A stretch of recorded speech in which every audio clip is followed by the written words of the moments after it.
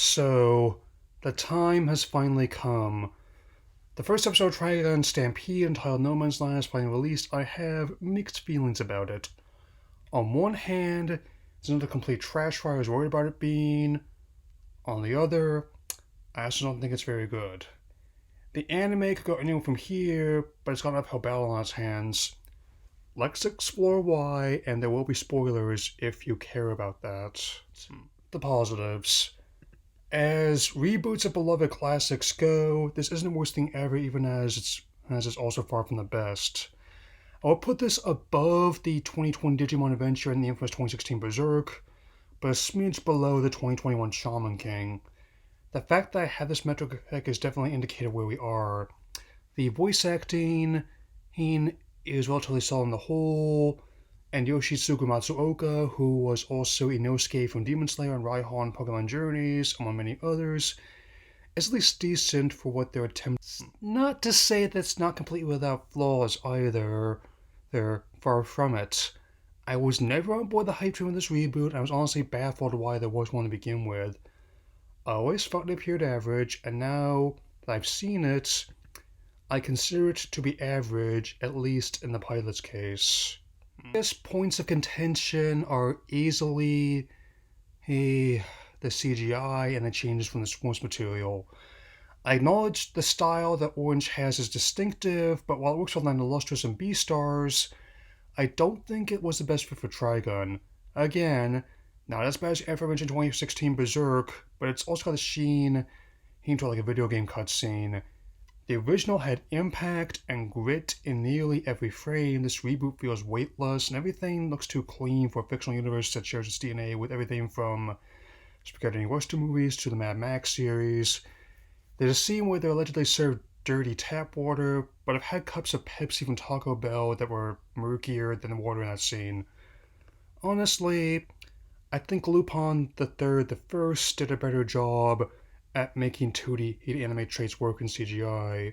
Also want to make clear that I'm not against the idea of making changes for an adaptation or reboot, otherwise there wouldn't be much point in doing one at all.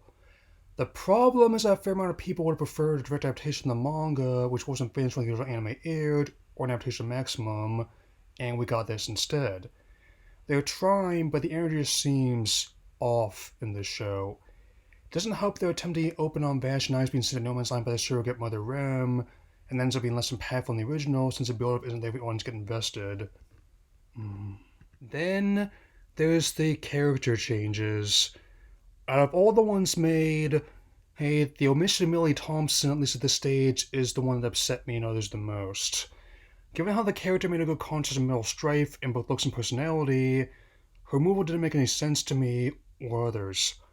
While I'm on the subject, I am very much not a fan of the changes made to Meryl's character, either in looks or personality. The inclusion of a new character Roberta doesn't do it for me in terms of making up for the aforementioned changes either. Call me crazy, but I'm not buying Vash crying over reloading his weapon when his counterpart was able to. On occasion in the original, one of attackers was tomato juice, a kid's toy popgun that shoots rubber darts, and even, on one occasion, his own finger. One infamous case, fan backlash to giving Wolf a lollipop instead of his cigarettes caused the change to be reverted. I also got 4 kids One Piece flashbacks from that, which begs one question. If you're willing to acknowledge that some fans aren't on board with this kind of change in the reboot, why do it? Why not just do a direct adaptation of the manga or Maximum? Admittedly, the anime go in a direction from here, but for now, it's got a lot to prove. I'm also not buying the claim of there not being a market for homage to the past styles. It may not be into Megalobox, but that was lauded for how he used modern techniques to honor his source material. Heck, Lupin Zero is exactly the anime I wanted this to be, showing how cunning a thief Lupin was even in his school days and how he started working with Jigen and Fujiko. Best of all, its art direction is gleefully retro, coming directly from the anime it acts as a precursor to. The promotional campaign also did not help matters. It's one of the most baffling, confusing rollouts I've seen this decade so far, and I've seen preview campaign with Sonic Frontiers. I do like that game for the record, and post-launch ads were much better. I have a clear idea of how I feel another time, but for now, It's a very middle-of-the-road update on both my classic, one that I put on the same pedestal as Cowboy Bebop. You are familiar with the original source material, definitely tread carefully as I have.